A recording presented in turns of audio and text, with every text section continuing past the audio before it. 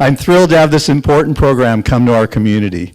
Thank you to the Bassler Center for BRCA and the Lawrence Family Jewish Community Center, Jacobs Family Campus for co-sponsoring. It's great to see such a terrific turnout, and I know we will all learn a lot from our esteemed panel. I'd like to introduce the moderator of this evening's event. Jill Werman Harris is an author of Remembrances and Celebrations, a book of eulogies, elegies, letters, and epitaphs. She has a faculty appointment at Albert Einstein College of Medicine, where she wrote curriculum and facilitated professional development, humanism, and self-reflection for third-year medical students and supervised fourth-year students for reading electives. She has written for medical journals, the New York Times, the Jewish Forward, among others. Thank you, Jill, for moderating this important conversation. Hi, everyone. Larry, thank you so much, and thanks to the JCC for helping make this event possible. You know, as a journalist, I've covered BRCA-related cancers for over 10 years, and I've met so many people who have struggled for answers, and it can be hard, really hard to figure out what to do. The greatest health and healing comes when we can gather together and share our experience, our strength, and our hope. And so, on behalf of the Bassler Center for BRCA, we're delighted to be here imparting knowledge and power to those impacted by hereditary cancer. Tonight, we're going to begin our discussion with our accomplished panelists, and then we'll open it up to questions from the audience. If you look inside your program, you'll see an index card. And if you have questions for the panelists, and I hope you do, please write legibly on the card and pass it along to the volunteers who will be coming through the audience shortly to pick them up. Following the Q&A, please stay for a bite to eat at our reception and our resource fair, where we are so excited to have 11 national and local support organizations working on behalf of families in the area of hereditary cancer and cancer prevention. It's also a great opportunity to personally meet the panelists and to meet the community of people who are here this evening. Tonight, we'll be discussing the latest news surrounding BRCA1 and BRCA2 gene mutations, which greatly increase the risk of breast, ovarian, pancreatic, and prostate cancers, as well as melanoma. Now, these mutations are seen across all populations, and they're disproportionately seen among Jewish people of Ashkenazi ancestry. So this is the conversation that every family with a history, a medical history of breast, ovarian, and pancreatic cancer should be having, and certainly every Jewish family needs to be having. There's a lot to be learned tonight from our distinguished panel, and I'm delighted to introduce them. Dr. Susan Domchek is the Bassler Professor in Oncology, yes, at the Perelman School of Medicine at the University of Pennsylvania. Dr. Domchek is also the Executive Director of the Bassler Center for BRCA, which is the first comprehensive center for research, treatment, and prevention of BRCA cancers. For those of you getting the first introduction to Bassler here tonight, it's an extraordinary organization, and it really has its finger on the pulse of clinical research and science. But critically, it is breaking down academic silos and awarding not only grants internally at the University of Pennsylvania where it's housed, but it's offering substantive grants to other researchers around the globe, and that's really extraordinary in academic medicine. And they're doing so in order to give families better choices and to eradicate hereditary cancers. Next is Sarah Abelson, who lives in San Diego, and she carries a BRCA mutation. Sarah brings the very important and personal voice, patient perspective to this discussion. Dr. Paul Hyde is a breast and general surgeon. He is the founder of Surgical Associates of La Jolla on the campus of Scripps Memorial Hospital. Dr. David Smotrich is the founder and medical director of La Jolla IVF, also on the campus of Scripps Memorial Hospital. And Dr. Lisa Madlensky is the director of the Family Genetics Program at the Moores UCSD Cancer Center. Thank you all so much for being here. So let's start tonight building a foundation about the BRCA1 and BRCA2 genes. Dr. Domchek, everyone has BRCA genes. Can you help us understand the role that the genes play, what a mutation is, and how does it cause cancer? How does this ancient gene cause cancer? Sure. So to get started, BRCA1 and BRCA2 just stand for breast cancer 1 and breast cancer 2, because doctors aren't as creative as you think, and those were just the genes that were first discovered to be linked with families that had a lot of breast and ovarian cancer in them. And when they were first discovered in 1994 and 1995, no one had any idea what they did. It was just linked with disease. So what had to happen was this extraordinary time period where basic science kind of dug into it and said, okay, what is this gene, what protein does it make, and what does that protein do in the cell? And it turns out that BRCA1 and BRCA2 repair DNA damage, and specific type of DNA damage where both strands are broken, so double-stranded DNA breaks. And these, you get damaged DNA all the time just in your day-to-day life, but there's a lot of repair mechanisms in the cell that then take care of that and repair it, and you kind of can move on. But if you are born with one bad copy of BRCA1 or BRCA2, and we tend to call that a mutation, and that just means that it's a copy, so that gene won't make functional protein. Luckily, we have two of those, so when you're first born, even if you're born with one bad copy, the other copy works, and you're doing just fine. But if some point along the way, that second copy goes bad, and now you don't make functional protein, that's when you increase your risk of developing cancer quite dramatically. And by understanding this biology, we also have a chance to potentially intervene on it. So that's the biology, and what Jill, I wanted to emphasize a point that she made, which is this idea that these are ancient, gene mutations in these genes are ancient. We might have sort of all just really heard about it since Angelina Jolie, or some of us have heard about it before that, but it really became part of the popular press story. But individuals have had mutations in these genes for a long, long time. We're not even sure how long, but we know that these are quite ancient. Yeah, thousands of years. Thousands of years. Dr. Madlensky, how prevalent are mutations in different populations, and how do the different risks compare to the risk in the general population for cancer?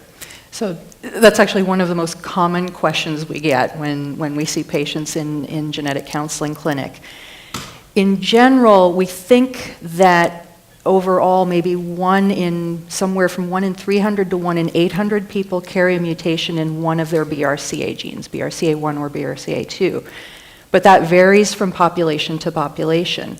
The one we hear about the most, which has the highest known prevalence of these mutations, is among people of Ashkenazi Jewish ancestry. And many studies have repeatedly found the same rate, which is about 1 in 40 people with Jewish ancestry.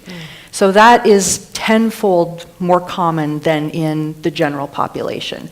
And that's why in the guidelines that we use when we think about, if insurance companies are deciding who will they cover for testing, who won't they cover for testing, having Ashkenazi Jewish ancestry means that it is much easier to access this testing. The testing is also much more straightforward. You mentioned ancient mutations.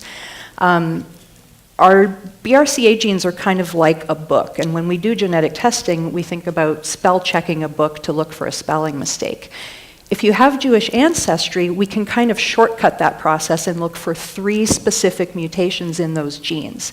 So the testing approach is very different if we know you have Jewish ancestry. The chance of testing positive is much higher because of the frequency in the Jewish population. So knowing your ancestry does make a difference when we think about how we're going to approach the testing process. We'll get to family history a little bit later as well, but BRCA1 and BRCA2 are often lumped together. But the risks are different, aren't they? They are, and this is something where I think we can do a better job in terms of the information we put out in the public sphere about BRCA. We tend to just talk about BRCA mutations as if they're the same.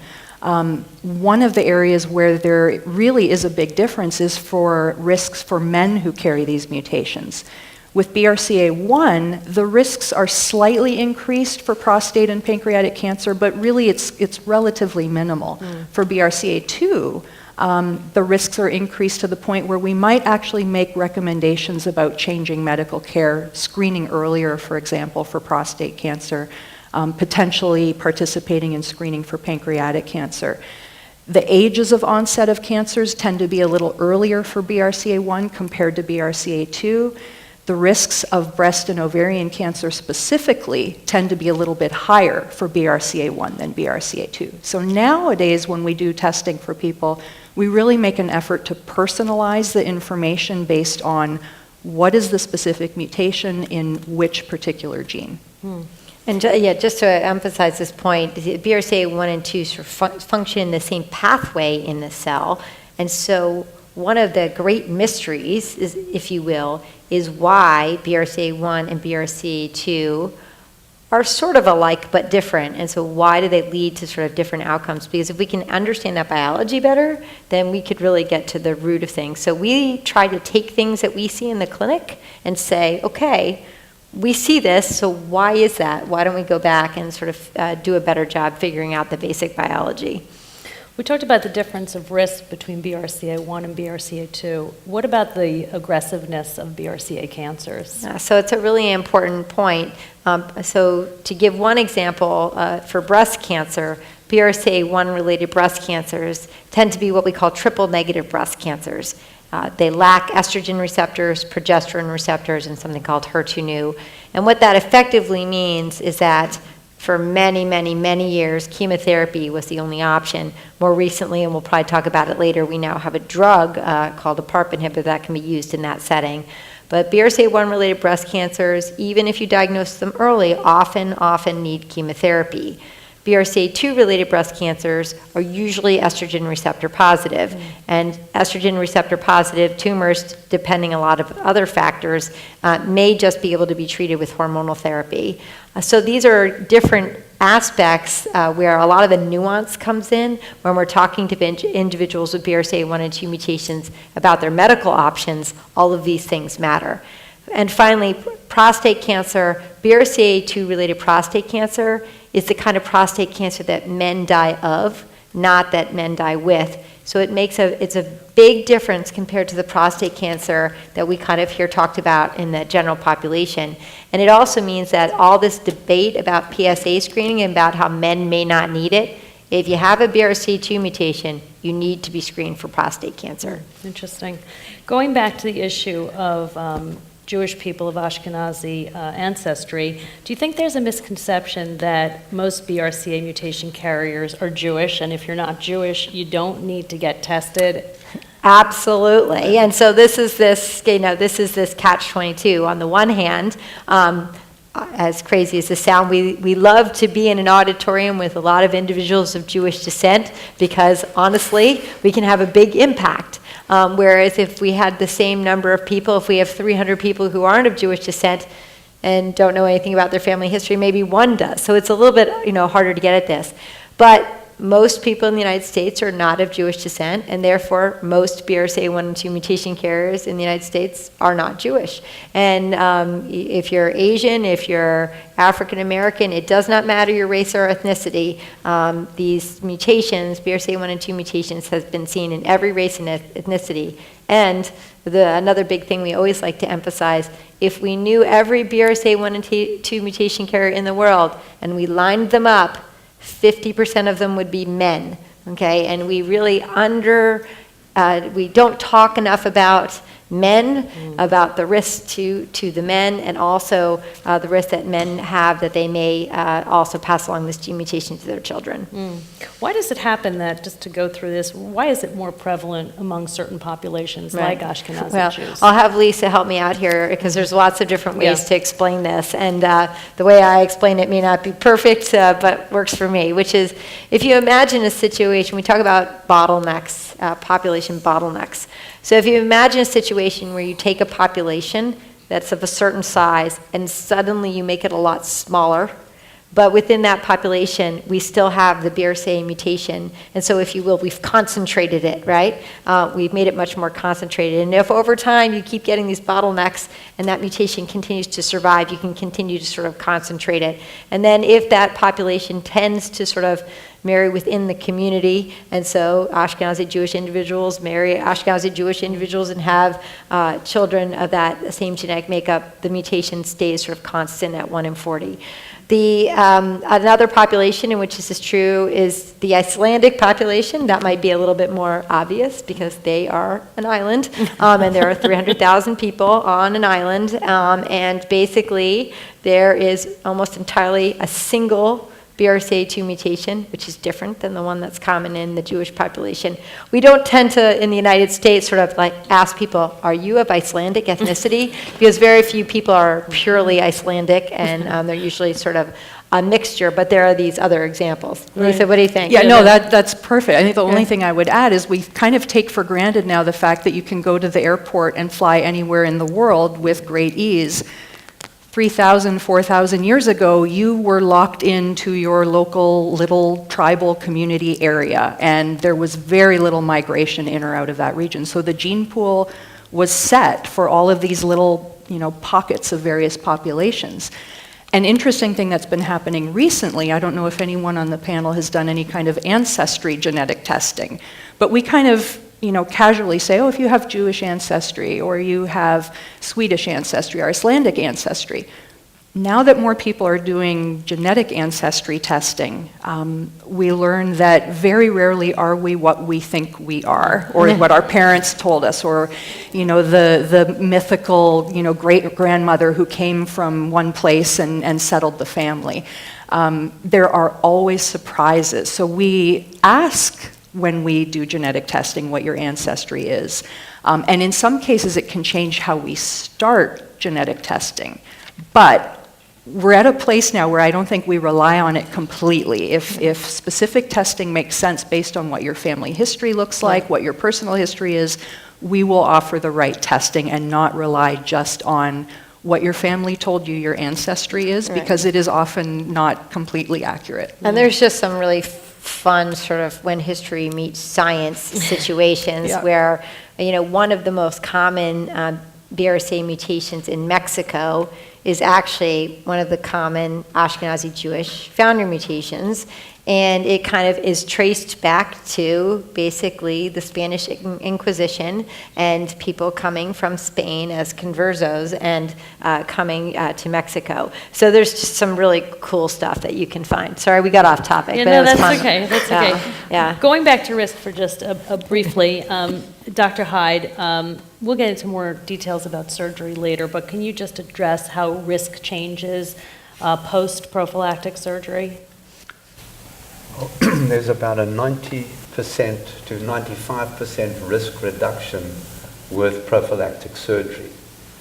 And I just want to explain to the audience that doing a mastectomy on a patient that has breast cancer is a very different concept of having to treat or remove the breast because of the cancer.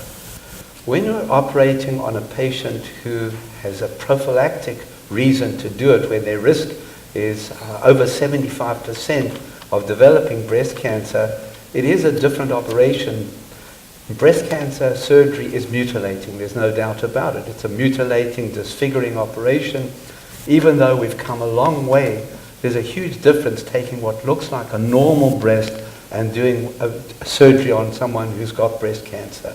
But I think with the modern genetics, we know the risk is so high that doing the mastectomy is absolutely necessary, and with the risk reduction, I think it's really worthwhile. There are two different types of patients that we see. There are those patients who come into the office, they've got a diagnosis, and they can't wait to have their breasts removed. They want to get their surgery immediately. And some of those patients don't have realistic expectations about what the results are, even though we have brilliant plastic surgeons. There is a difference. It's not the same as your own breast. There are other patients who procrastinate and want to wait as long as possible before having their mastectomies. And I think it's a matter of getting to know the people, communicating well with the people, and informing them of the exact risks and when it's necessary to reduce that risk. Going back to family history for a moment, it's obviously very relevant when it comes to hereditary cancer. Let's talk about the importance of medical history, because sometimes, Dr. Medlinski, you have a patient who doesn't know their medical history, doesn't know their family medical history. What do you do with patients like that?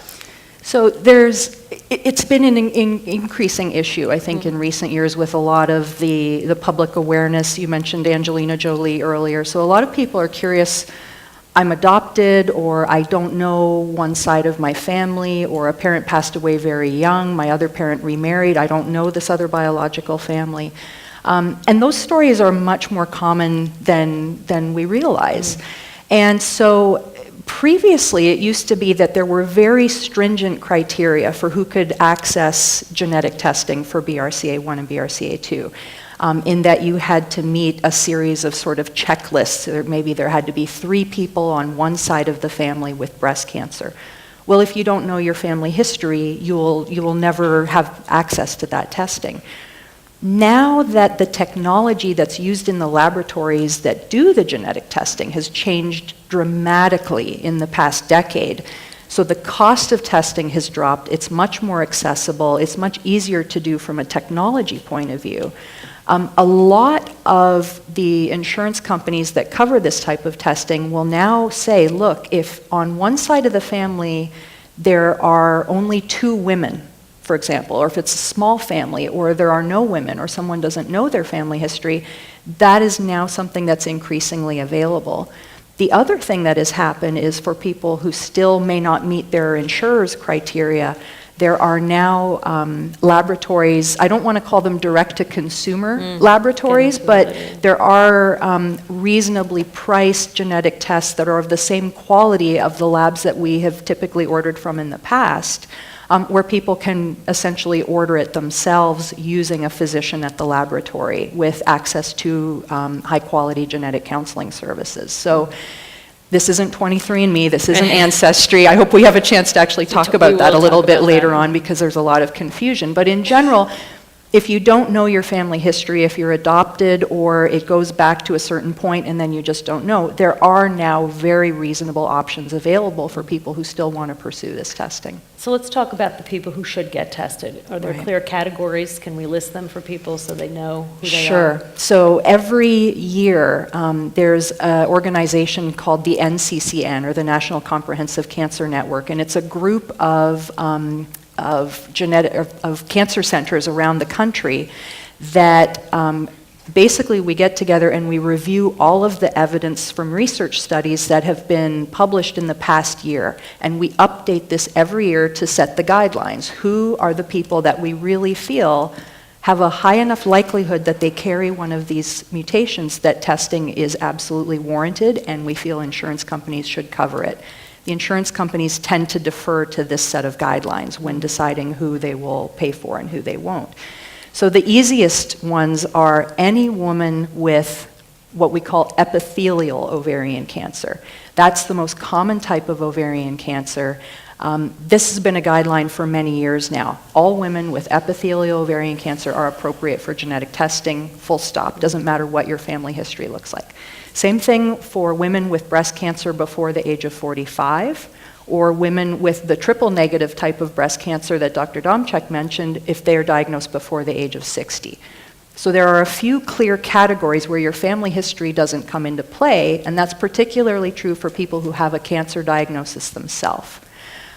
For people who don't have a cancer diagnosis, if they have a close relative, and when we say close, we think of parents, siblings, aunts, uncles, grandparents, nieces, nephews, so sort of, we call them your first and your second degree relatives. If you have a close relative who had ovarian cancer, if you have a close relative who had breast cancer before the age of 45, those are also situations. Then we get into more of sort of combinations and permutations. So if someone's diagnosed before 50 with breast cancer and has one other relative with breast cancer, that's probably appropriate. Another group that we may talk a little bit about later are people who maybe don't have a family history that makes us think, oh, this looks like a BRCA family, but someone gets diagnosed with a cancer and they have what's called tumor profiling to look for specific treatments. And lo and behold, when that tumor profiling is completed, it turns out that it can be determined that that cancer was caused by a BRCA mutation, even if there was no family history. So we're opening up the way we're identifying people who have these mutations. Just one quick thing. So we change our minds a lot, and I want to emphasize that that's not a bad thing. That, I think that sometimes scientists get sort of pressed, well, they used to say this and now they said that. Well, actually, we learn from the evidence, and so the thresholds are going to keep going down as we get more evidence. Well, a big challenge is figuring out what age is best to undergo BRCA testing, and we've spoken about this.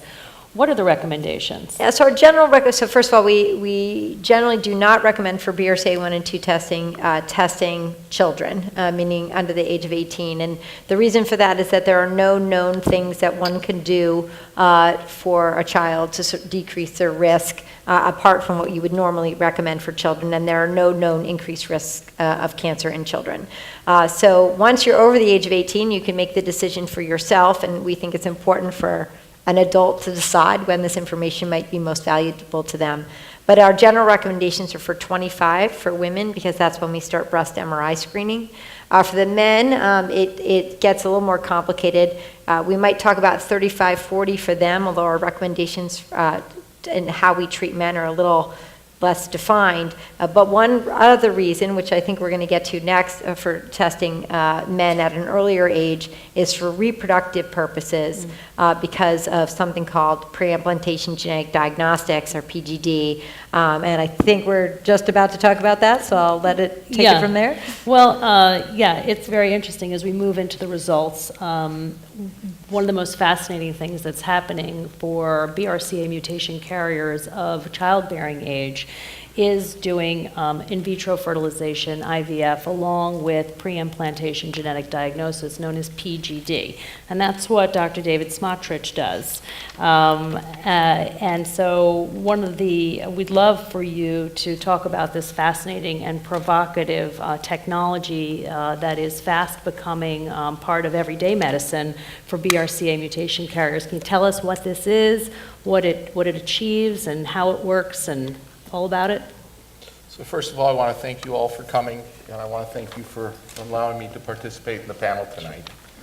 IVF is turning 40 this month. The first baby was born in England July 28th and 1978. And since then, there's about 6 million children worldwide born through in vitro fertilization, or IVF. One of the major breakthroughs that occurred through IVF was the ability to do some chromosomal type of testing. And we started doing this in my practice actually already about 17 years ago, where we take a patient through IVF, which I will quickly explain, and have the ability to make diagnoses on an embryo prior to placing the embryo into the woman's uterus. So it is a diagnosis prior to exposing them to a pregnancy.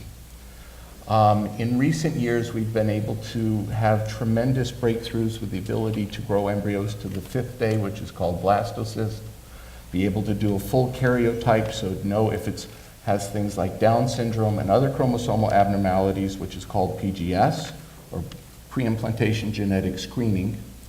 And we're also able to do pre-implantation genetic diagnosis, where for things like BRCA or other single gene disorders, we make a family-specific DNA probe that we can test cells from their embryo and prevent the next generation from having this particular disease. 2 minutes quickly on IVF. And this is a very labor-intensive thing for patients, for their partners, for the people that they work with. I need to think that that's very important. Unfortunately, in our state and in our country, it is expensive and rarely covered by insurance. And so this adds to the stress that many patients go through. In IVF, we use injectable meds to stimulate both ovaries of a woman. The main difference fertility-wise with regards to men and women is men can make fully functional sperm until they die. Sperm counts do indeed go down after age 50, significantly down after age 70, but in our practice we have gentlemen in their 70s with partners in their 30s, and they're able to have either children at home or children through the laboratory. Women, on the other hand, are born with every single egg they're ever going to make. When a baby girl's first born, she has the ability to make about 2 million eggs. At age 13 or 14, she has the ability to make about 200,000 eggs. Every month, she has a certain allotment of follicles. Follicles are fluid-filled structures that we see on the ovaries that have the potential for eggs. At home, if there's no sperm exposure, all the follicles that were initiated for that month are absorbed, and the egg that is released is absorbed and are lost for the future. And as women get older, they have fewer and fewer follicles and fewer eggs. After age 35, there's a significant increase in genetic chromosomal abnormalities. Most common one that people know about is Down syndrome and Down syndrome-related issues. So in IVF, we give medications to women, injectable meds for about 10 to 12 days. We use vaginal probe ultrasound to watch the follicles grow and develop, and blood hormonal levels to make sure that their body's responding appropriately. In a simple procedure that I've done over 6,000 times, under ultrasound guidance, under anesthesia, I stick a needle through the vagina into the ovary, and we get a suction irrigation system to surgically get the eggs. Takes about 15 minutes, but that's just one component of starting to try and get this information. We get eggs, and then we inject the gentleman's sperm, and we surgically inject a single sperm into each egg. And that happens on the first day, and let's use the example of an egg retrieval on Monday. Now, one of the challenges that patients that have the BRCA mutation is frequently many of them have a reduced ovarian reserve. And I know everybody comes from a different world, but my perspective is pretty warped because all I talk about all day long is eggs, sperm in the uterus, vaginal ultrasounds. So, you know, I'm from a work perspective, and if you talk to any of my children, they're used to hearing strange calls when driving them to school or what have you, and daddy has a porn room and all these other kinds of things. But, you know, to get to the serious point, not every egg is healthy enough to fertilize. Not every fertilized embryo continues to grow and develop and makes it to the 5th or 6th day, which is called the blastocyst. So are you saying that sometimes women with the BRCA mutation end up having this procedure, and the only viable embryos are those with the gene? Could that happen? So several things. One, with reduced ovarian reserve, I have several patients with the BRCA gene that when you attempt to stimulate them, they can't make eggs at all, and they wind up having to use an egg donor if they're interested in getting pregnant. So that has to be said. That's number one. And it's not clear to our area of medicine why women with this diagnosis mutation have such a reduced ovarian reserve. So that's the first thing. Second thing is there is a large patient population who come to see me with this particular disease, or mutation, excuse me, and they may not make a number of embryos that are good enough quality to biopsy. The embryos stop growing in the lab, and embryos that stop growing in the lab we feel are already genetically not normal, whether it's chromosomes that doesn't allow them to continue or single gene disorders that don't allow them to continue. So then you go through to the 5th day, we biopsy the embryos where we surgically remove a cell or two from each, and it's hand delivered to a lab. Now, we go backwards a couple of months because each family with this BRCA diagnosis has their own specific genetic makeup, and so we set up specialty probes in the lab that is specific for this particular mutation for this particular family.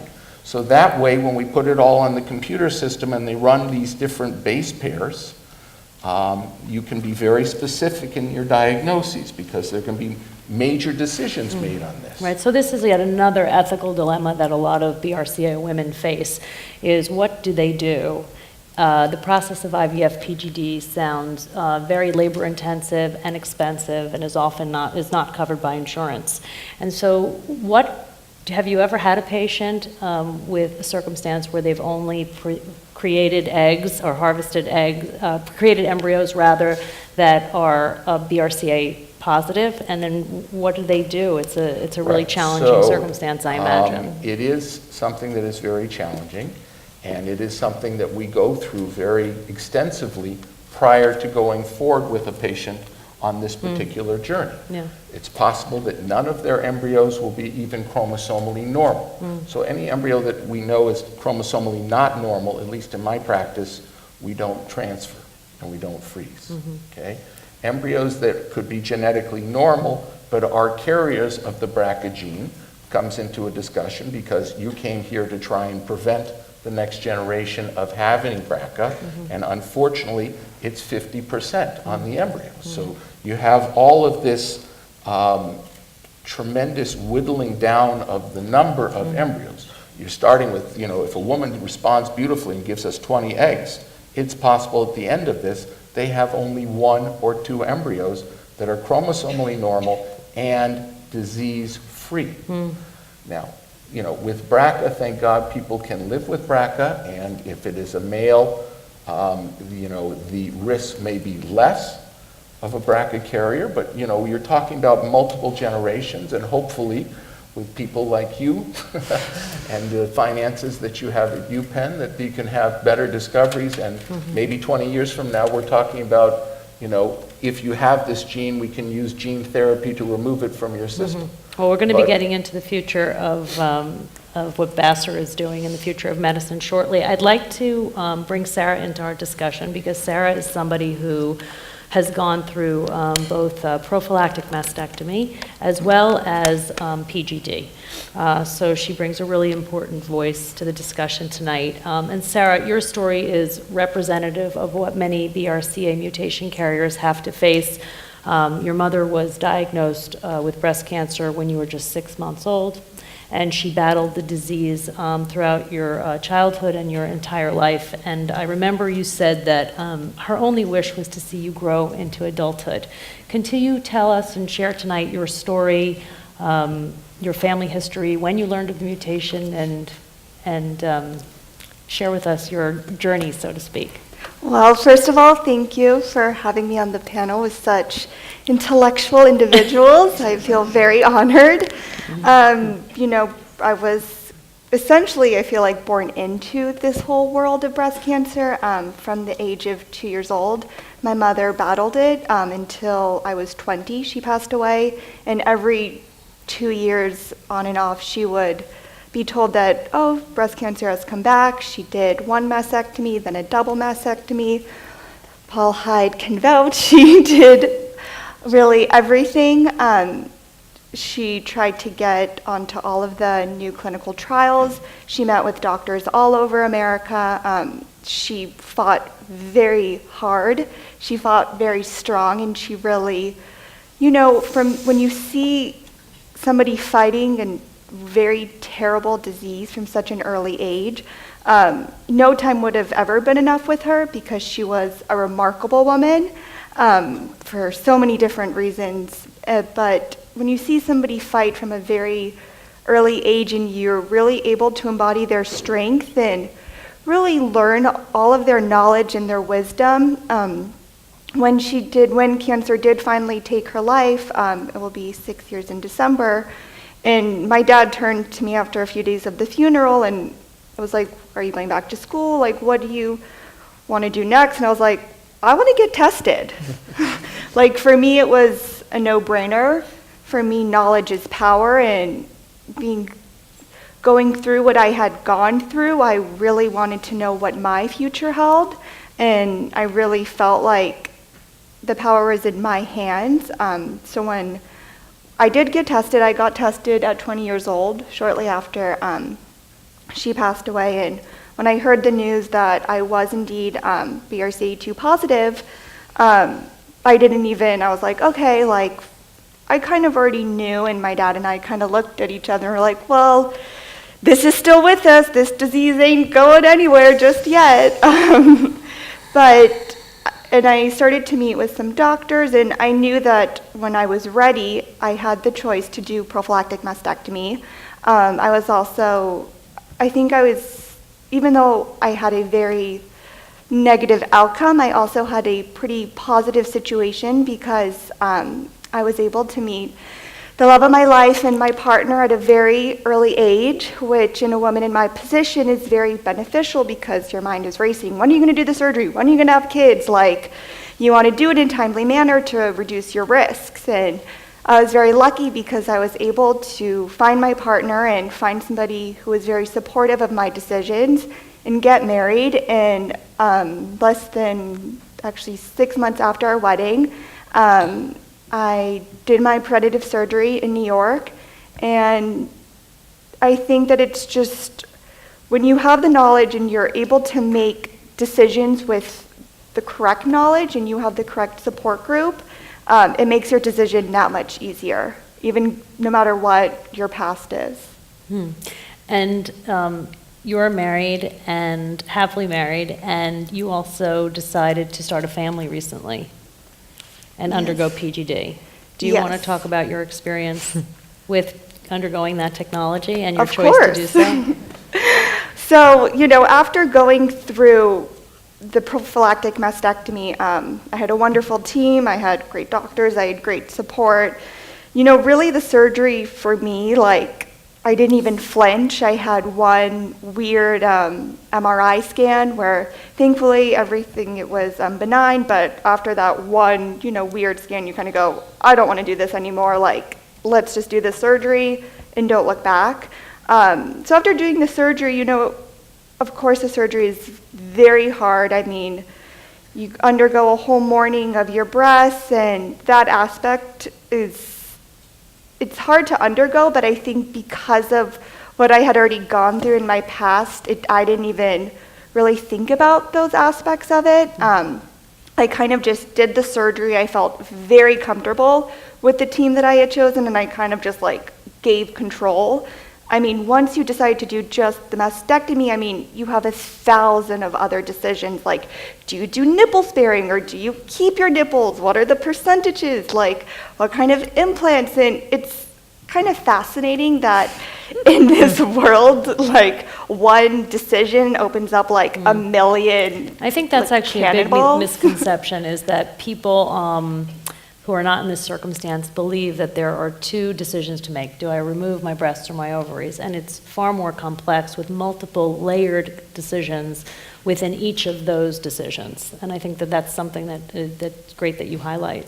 Yeah, and it's, I don't think a lot of people think, oh, you decided to do prophylactic mastectomy, that's wonderful. But really, it's a whole new world.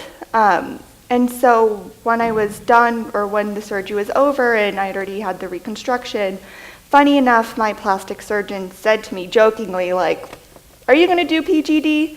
And I was like, I probably don't even want to know what that means, but why don't you enlighten me? And he started to tell me about it, and for somebody who was very, I try to keep abreast of, all the current knowledge and trends and topics surrounding this community, I was a little taken aback that I didn't know about this, and I was like, of course I'm going to do it. What's the question? And, I had been, from a family standpoint, I had been referred to Dr. Smaltridge as somebody who's really a pioneer in this industry and who really focuses on PGD specifically. And I was like, I'm planning on moving back to San Diego, this is great. And, it's IVF and PGD specifically is a very big undertaking. I almost talk about the prophylactic mastectomy a little lightheartedly compared to PGD because it's a whole new universe. It's crazy. So I did decide in December for me, considering my family history and considering the firsthand experience I had with my mother, if I could prevent BRCA from ever uttering words to my child, it was done. The decision was made. I didn't care really what I had to do, It's a very personal decision. It's a very hard decision based on the financial, and it's also very hard on your body, but it really wasn't a decision for me. It was just something else that I wanted to do to eradicate this from really existing in my life again. And that's the main motivation for people undergoing this technology. Dr. Domchek, as Sarah's story illustrates, one of the big challenges that we've discussed is whether to tell young children that a mutation runs in the family. And parents often feel a tremendous amount of guilt that this is the legacy that they're passing on to their kids. How do you counsel family members, especially now where young people are privy to smartphones and information on the news and celebrities who are undergoing this? It's very present in a lot of families.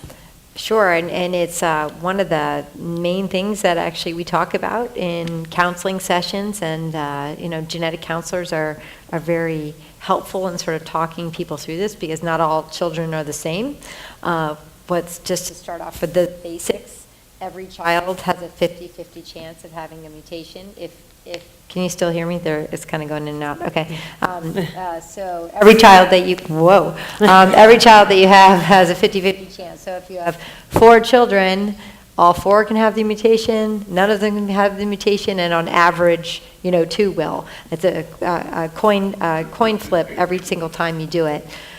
So when you tell your children, depends on a lot of different factors. So if you have a 12-year-old daughter and you're having a bilateral mastectomy and an oophorectomy, she's going to know that you're having surgery, and she's probably going to ask you a lot of questions about that. And so it's a little bit like we talk when you have cancer in a family, there's age-appropriate things to discuss. And it's also true that children usually ask as much as they want to know, and then they stop. So they kind of ask a question, and then we always say, answer it honestly, which of course we all want to answer it honestly, but sometimes it's easier to lie. No, you don't have to worry about that. Choose your words a little more carefully, because they can sometimes come back to haunt you. But generally, kids just want to know, like, why are you doing this surgery? To decrease my risk of cancer, like maybe Aunt Millie had, something like that. So there's ways to talk through this, but I will say that there are some young women who, like you, at 20, sort of knew this was information that you wanted to have. We have seen other women who've come in at 18 and absolutely did not want to know this information until they were older. And at 25 we were going to do something with that. They were just sort of getting used to their bodies and didn't want to think of them as their enemies right now. So it's really dependent on your kid, and we try to help people through that conversation with their kids. So I know that was a little bit of a rambling generic answer, but there's no one right answer. Yeah. But it also reminds me that, I was going to say, can I share a story? Sure. Because I think that it's something that we're going to see increasingly. I had a family that I had known multiple family members. This was a BRCA1 positive family. And the moms were, there were 3 sisters, and they were a little overprotective. They wanted to protect their daughters from this information until they really had to share it. And one would call me periodically and say, I don't know how to bring it up. I don't know when the right time is. And this would kind of be a conversation we had every year while her eldest daughter was a teenager, and she was kind of ramping up to have the conversation. And she calls me one day and she's laughing, and she says, "You're not going to believe this. My daughter came home from science class and said, Mom, with your family history, you should totally go get this genetic test for BRCA." And it was like the kid was looking out for mom, right? And so I echo your comment that every family is unique. I've had young women who are in graduate school or medical school, and their mindset is, I will deal with this when I get through my studies. I don't want it to interrupt anything. I'm doing my thing. I've had 15-year-olds who had to act as caregivers for their moms who grow up very, very quickly, and they're ready to hear the information, and they view it as a gift to their mom that they're going to get tested and take action. So there's no one right answer. Every kid is different. And we do often say that we don't test people, we test families, which kind of sounds weird, but as part of the process before people get testing. We kind of say, if you get this information, it's going to be relevant to your sisters and your brothers and your children. And so, we want to think about that ahead of time too. I think also that a good thing to recognize is that while people can test at 18, the risks conferred are lifetime risks, right? Absolutely. Okay, this is such a great point. So, we've got, Angelina Jolie has this, gives this 80% lifetime risk number as if it is the number. And to be really clear, we always speak in ranges, first of all, because it depends on the study we look at. And the study that Angelina was referring to, she did quote correctly, but was the study that was used to find these genes in the first place. So these were the families that had the most possible cancer that you could have, and still not everybody got developed breast or ovarian cancer. As we test individuals that don't have less and less and less family history, it actually turns out that what we call the penetrance or the lifetime risks, they are definitely lower in some families than in other families. And one of the main missions is to kind of be able to figure out better ideas of who's at what risk. And it's also important, as you said, this concept of lifetime risk. We might say that someone has a 50 to 70% risk, but that's over their entire life. So sometimes we see women who have just gotten testing at 60 for various reasons. That's sort of when they came in to be tested. Their risk is no longer 50 to 70% because they don't have all that life left. Does that make sense? It's a lifetime risk, but we're really talking about residual lifetime risk. So we have graphs that we try to use to show the differences to individuals. And that also can help in terms of when you are 25, your risk of developing cancer by 30 is actually quite small. And so having that information to help for folks. As Sarah was really well articulated though, decisions that people make often are very dependent on what they've experienced and their personal, experiences, and which makes complete sense. You go through a tragedy like that, decisions become easier than if you're someone who everyone in your family is fine, that feels very different from a personal level. I'm being alerted that Jill, now we Jill, have... Can I just, I want somebody in the panel just to discuss, I looked it up, so I know, but I want somebody, maybe Dr. Hyde, to talk about, what is the risk every year of people developing breast cancer in the United States, so you get kind of a number, and then what percentage of those patients have it as a hereditary reason? Maybe Susan can answer that question with the numbers, but I'm being alerted now. We just have time for a couple more questions.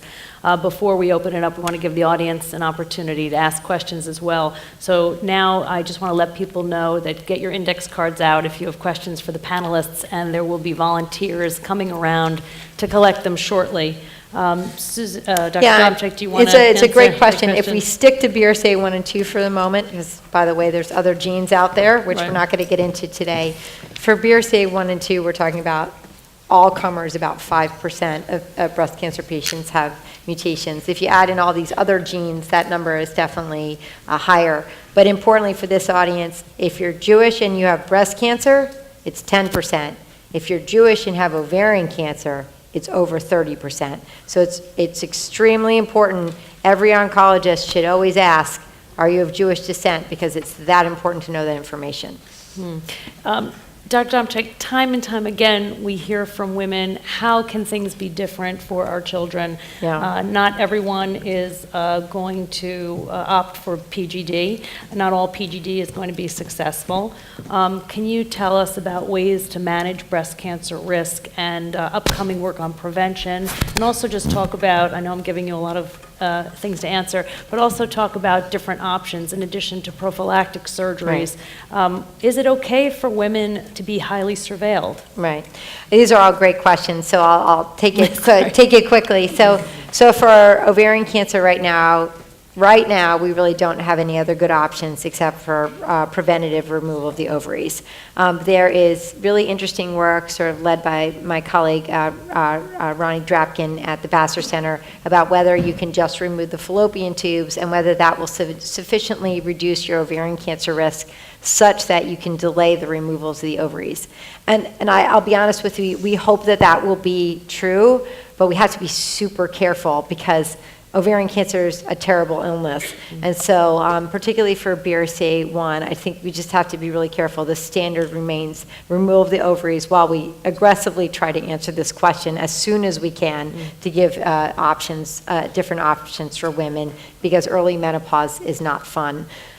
For the breast cancer, I think that, Dr. Hyde as well articulated that, if that preventative removal of the breast absolutely reduces breast cancer the most effectively. However, women can certainly choose breast MRI in addition to mammography and be followed closely.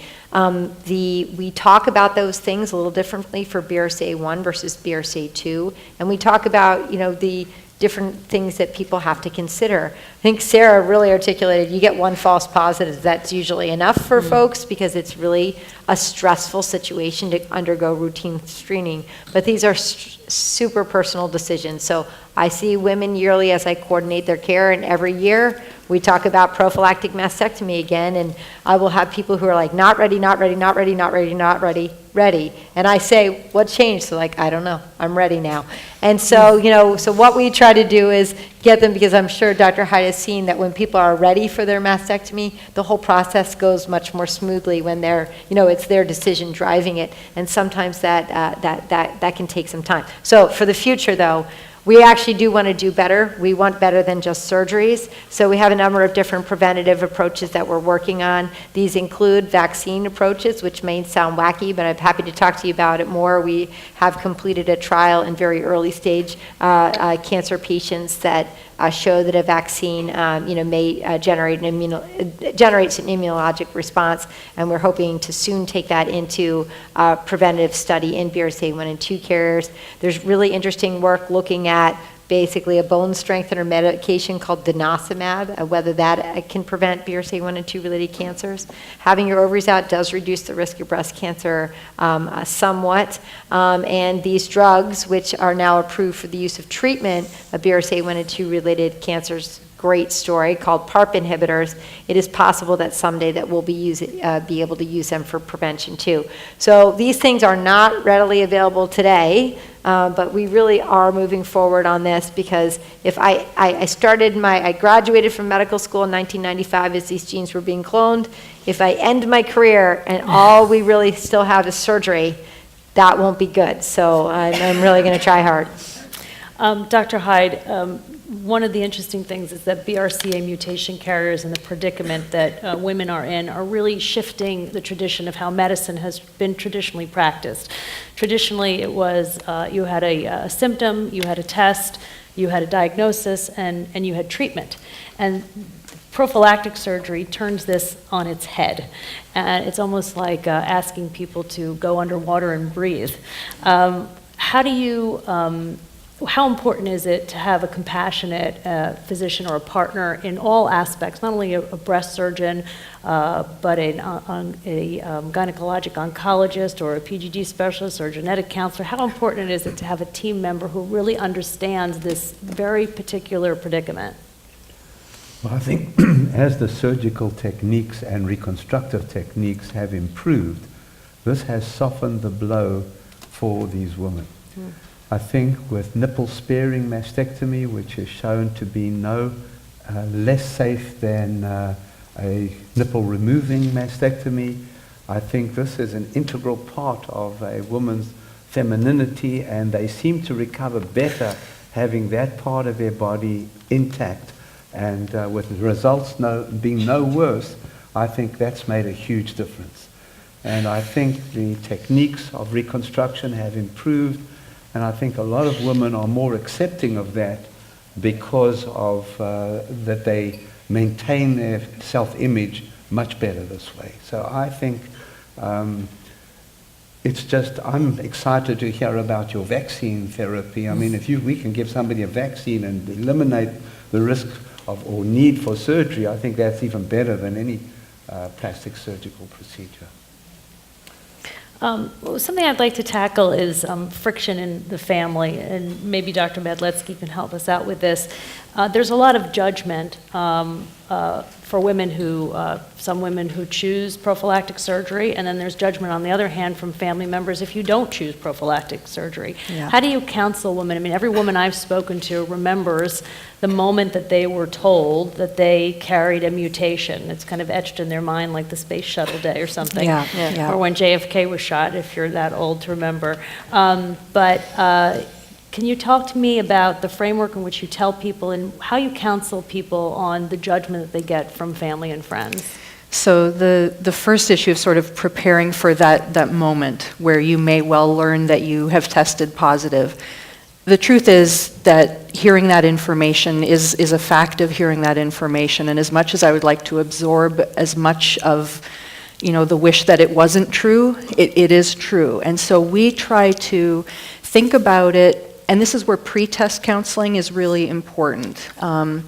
In talking through the issue of, particularly for families where we know there is a mutation running in the family and someone is coming in with that 50-50 chance of testing positive.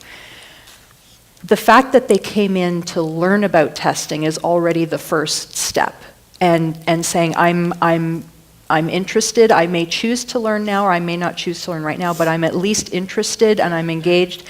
And I think that's something to be congratulated, because a lot of people avoid it entirely. So taking the first step of even considering being testing is a really important step. During pre-test counseling, we often talk a little bit about, it's almost like role play. Let's imagine it's 2 or 3 weeks from now, and I'm calling you, and I'm saying, I have your results back, and you did inherit the mutation from your mom, or you do have a positive test. Imagine I'm saying that to you, and what are you thinking? What are you feeling, right? So I don't know that it makes it any easier, but I think kind of preparing for what will I think of in that moment. And likewise, it's almost more shocking sometimes when people have a negative test, because, Sarah, you said you kind of felt like you knew already, and we hear that. No one ever comes in really says, yeah, I don't think I have it. Everyone comes in thinking, no, I look like my mom, we have the same sense of humor, like I feel like I share that genetic legacy with her. And so sometimes it's almost as important to prepare people to say, imagine I'm calling you and saying, you did not inherit this. Your risks are not elevated. You're the same as your peers or your classmates or your book club. You're the same. That's almost more difficult to absorb sometimes than a positive result. So we try to really prepare individuals for hearing either possible result. Judgment in families, that's a time-old tradition on every topic, right? So Thanksgiving, baby. Yeah. That's a tough one to handle. But at the end of the day, your medical decisions are your personal medical decisions. And unless you have an identical twin who has the exact same medical history every moment of every day and every exposure and every choice, you are unique. And so what is might be right for one family member may not be right for another. And we try to encourage support. And if you're not getting it from your family, there are wonderful peer organizations. They have tables out in the lobby where you will get support. I think that's actually a really terrific note to end on and open it up to the questions and answers from the audience, and to say that these choices are deeply personal, and I think there is no one right answer that fits everyone. Can I just ask Susan one question? Sure. In patients who are positive, who had a family history, if their mother has had a non-aggressive type of breast cancer, do you think the offspring or the children carry that same non-aggressive cancer? Yeah, we really don't know. So we still, and this is where we really love to do more individualized risk assessments, and we do know about other things that factor in. So if you have, for instance, a BRCA2 mutation, we actually know of things called SNPs, single nucleotide polymorphisms. We now know about 300 of them, and these change the risk only a teeny tiny bit. And they act in the general population too, but for a BRCA2 mutation carrier, for example, it can make the spread that some people might be at a 30% lifetime risk and some be at an 80% lifetime risk. And because those are all individually inherited, it's going to be really tricky. And so we don't know how to use that information for individuals yet, but actually it's an area of great ongoing work. What tends to be true is just the feeling of what happens in the family resonates very deeply. And certainly families where there's a ton of women and none of the women got breast cancer, and yet they have the BRCA mutations, then we do think that there's a protective factor also going on in that family. Okay, so I'm going to get to some of these questions. Dr. Hyde, are there any negative repercussions of doing prophylactic surgery? Well, any surgery is invasive, and any surgery is a little unpredictable.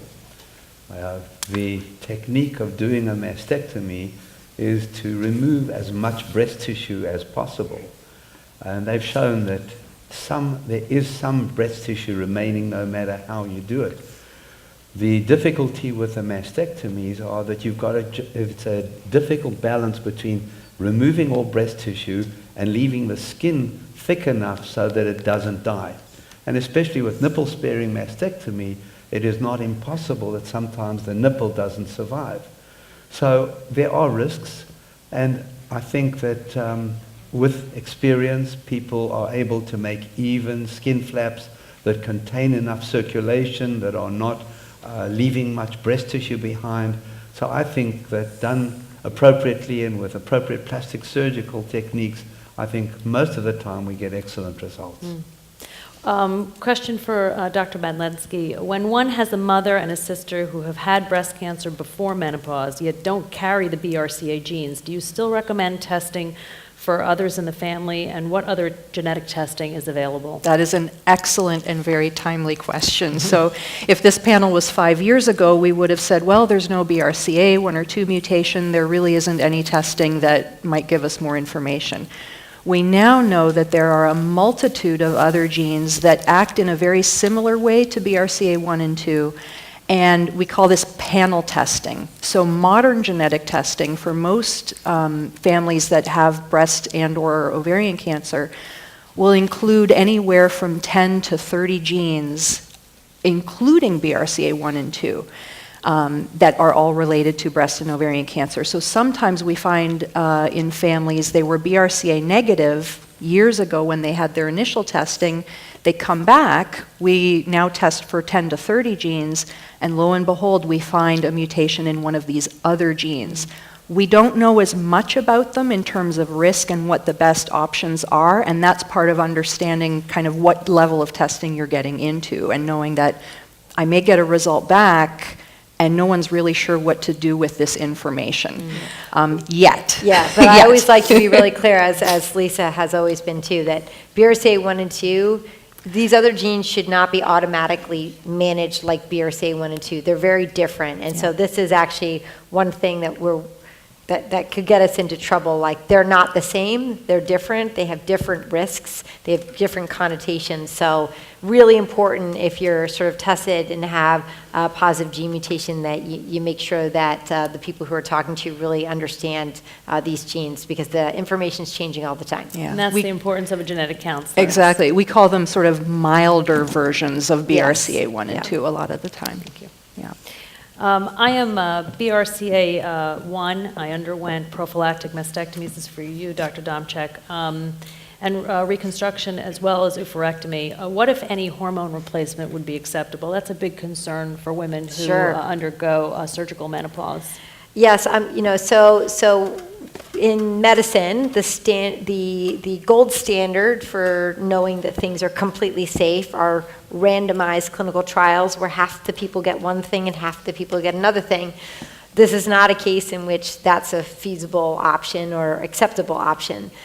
So I have a very pragmatic approach to this, which is if you've had a bilateral mastectomy, have never had breast cancer, and now you've taken your ovaries out not to get ovarian cancer, the risk of taking HRT back in terms of a breast cancer risk when your risk is already super minimal is extremely low. And estrogen deprivation is unpleasant and has long-term health consequences. And so from the menopausal symptoms to effects on the bones and the heart. So it's a very individualized decision, but I think that it should never be an immediate no. It should be a discussion, and especially in someone who has not had breast cancer, I think it's a very reasonable consideration.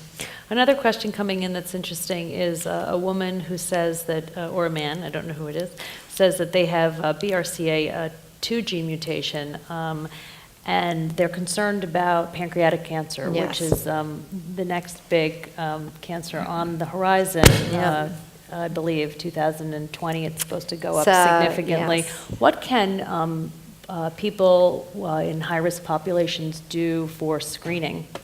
So this is another area of ongoing work. So although the current guidelines do not sort of suggest specific pancreatic cancer screening, people are really looking into this.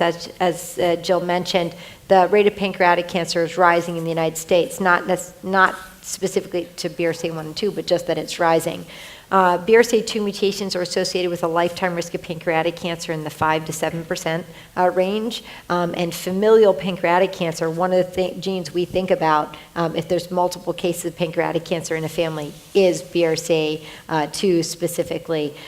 So some of the options for screening, including endoscopic ultrasound, when a probe is placed down into the stomach, like an endoscopy, but then they use an ultrasound to look at you from the inside out, and that gives a better look at the pancreas. In addition, MRI screening is another component. MRI screening can be difficult to cover by insurance, and so there's a lot of ongoing studies out there, particularly for BRCA1 and 2 carriers who do have a family history of pancreatic cancer. And the next, the thing that everybody hopes works is blood tests, looking at circulating tumor material and things like that, but they're not ready for prime time yet. This interesting question, Dr. Medlensky, maybe you can answer it. Do Sephardic Jews have the same BRCA risk as Ashkenazi? No, which is a very important distinction. So no, the 1 in 40 is really specific to people with Ashkenazi Jewish ancestry, not Sephardic Jewish ancestry. That said, again, when people start doing ancestry testing, you often find out you are a mix of maybe one or both or other things. So self-reporting your ancestry, we can use that information, but in reality, it won't necessarily change the type of testing we do for you anymore. Okay. Yeah. Another question that's been coming up is how valid are home tests such as 23andMe? All right, so this is really complicated. So let's start with sort of some so first of all, up until 2012, 13, Myriad was the only commercial lab that did BRCA1 and 2 testing. Then a lot of things happened, including the patent fell and all this stuff happened. Supreme Court. And lots of things happened all at the same time. And so then there's a plethora of labs offering testing. Most of the labs are traditional. You come into your doctor orders a test, the doctor sends the test. There are 2 other types of testing. One is 23andMe, where you go online, you pay some money, they send you a tube, you spit in the tube, you send it back. The test comes directly to you. It is not ordered by a physician. There's no physician involvement. There are huge caveats. When the FDA authorized this testing, they placed on huge caveats, so it literally says at the bottom, this information should not be used for medical purposes and should be repeated if you do it. So when people come to us and say, what are you supposed to do with that? I'm like, I don't know. So if someone comes to us with a 23andMe result, on the basis of the current stuff, we repeat that test, okay? We do too. So, it's a weird space where you can do it, but, that's what it says. It's also really important to know that they only test for the 3 common Ashkenazi Jewish founder mutations. In Lisa's, example, 3 words in the big book looking for the misspelling. They don't look for anything else. They don't look for any other genes. And there's a lot of concern about people interpreting a test result without anybody helping them interpret it, right? Because, I don't interpret, complex IVF results because I don't know anything about that. And So I think it's, There's always Google. yeah, I mean, exactly, Dr. Google, but, I wouldn't recommend it. And then there's this third type of test, which I think which is a little bit weird. You go online, you pay your credit card, they send you a test, you send it back, and they have a doctor that orders the test for you, even though you've never met the doctor, which is a little bit of a weird scenario, right? Let's just be honest with ourselves, it's a little odd. It's weird, but if you consider, so I view it as population screening, Correct. not So- medical, right. we need to test you testing. So I think that, as we get, basically thresholds for testing are falling, meaning, just, how we think about testing. Costs are falling. And now the question becomes, okay, how do we actually do this? Like, does everyone get an hour of pre-test counseling before they get testing? Well, that's not feasible. So how do we do this? So I am biased in this. I think that for genetic testing, some medical provider should be helping you interpret a result. Like, I really feel it's important that if you're going to be sending off, test results, however you're going to do it, somebody should be looking at it with you and saying, these weren't even the right genes for crying out loud, because, by the way, there's all sorts of other genetic conditions. And there have been stories of women undergoing surgery when they didn't even have a mutation. There's all sorts of weird stuff. So I think a lot of people, others, are trying all these different models to try to figure out sort of what the best approach is. And then the last thing I'm going to say, because this has been in the news too, and this is a different still, Ancestry.com or 23andMe, all these places, they will give you back your raw data if you want it. So they won't interpret it for you, but they'll give it back to you. And you can then take that data and upload it into something else online. You can get it back and then upload it into something called Prometheus, which then will analyze it for you. There have been many, many, many reports of that giving a wrong test result. So that's different than 23andMe giving you back a BRCA1 and 2 result, and I want to be very clear about that. It's actually not clear where this error lies. All we know is that the downloaded data and then uploaded to someone else and getting a result, something goes wrong in that process, and at least 40% of the time the answer is incorrect, at least for the positives. So we don't even know what the incorrect one is for the negatives. So just be careful. Like, you got to be careful. If you want to do your own homegrown, it's like homegrown brewing and like homegrown genetic testing, just know that you can run into trouble. Right. Dr. Smotrich, how much does IVF PGD cost? Should I take this one? Depends on your insurance. Okay, so unfortunately, insurance doesn't cover, so you have several components. See, in Pennsylvania it does. It doesn't cover, California, no. really? Okay, so one component is the medications, which we use to stimulate the ovaries, which can be quite expensive depending on how much medication you use. So ballpark number for that is about $5,000 for meds alone. The IVF per se is about $10,000. Then you add another $5,000 to $10,000 for PGS and PGD. So on the low side, I would say 25. On the high side, I'd say about 35. And sometimes you can use it as a tax deduction for medical, whatever, but it is a steep thing. And unfortunately, there are very few places that you can turn that have funding for actually doing this therapy. Are there efforts in the state legislature to get this passed, to have it covered as it is in Pennsylvania? Well, it's not covered by everybody, but there's a lot of insurers covered in Pennsylvania, so, wow, that's a bummer. Sorry, to put it No, and mildly. Yeah. and I've been dealing with the insurance side, and I've been fighting with my particular insurance about this for about 7 months, and I've been denied 3 times. I've had medical letters written, I've had sent charts. They're not having it. And it's also interesting because even besides the IVF and the PGD, which Dr. Smotrich also spoke about, before you even get into, before you can even do IVF, they create a probe. And the probe is also done through Myriad and genetic departments, which can also be costly because they need blood work done from your parents in order to create that. So there are a lot of different details that are very cost effective and time consuming. Yeah. Interesting. There are a lot more fun and cheaper ways to get pregnant, is that what you're saying? Yeah. Yes, I could think of a few, yes. Totally. Yes, yeah. But then it's the other decision. yeah. 1,000 cannonballs, so what do you do? Is there an increased risk of colon cancer with BRCA1?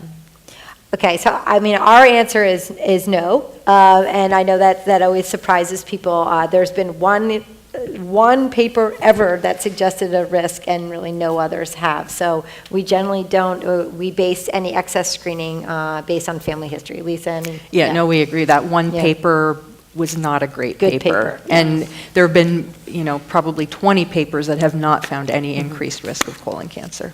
Okay. Yeah. Well, I would like to say how deeply grateful we are to all of you, Dr. Domchek, Sarah, Dr. Hyde, Dr. Smotrich, and Dr. Medlinsky. Thank you for sharing your experience, your wisdom, your guidance. This has been an amazing evening, imparting lots of knowledge, lots of power. To the audience, thank you for your questions. Thank you for being here. And I also want to acknowledge how deeply grateful we are to the 11 national and local organizations here to this evening that we can go out to and visit in the Galleria. We'll have a reception. We hope you come. We hope you have a bite. And getting answers to difficult questions like BRCA requires a community. It takes a village. No one organization can do it alone, so we're really grateful for their joining of hands with us tonight. We also hope you take a moment to give us feedback about this event this evening. You can visit vassar.org/feedback. Take a brief survey and let us know what you think. And thank you all for being part of this really important conversation. Thank you.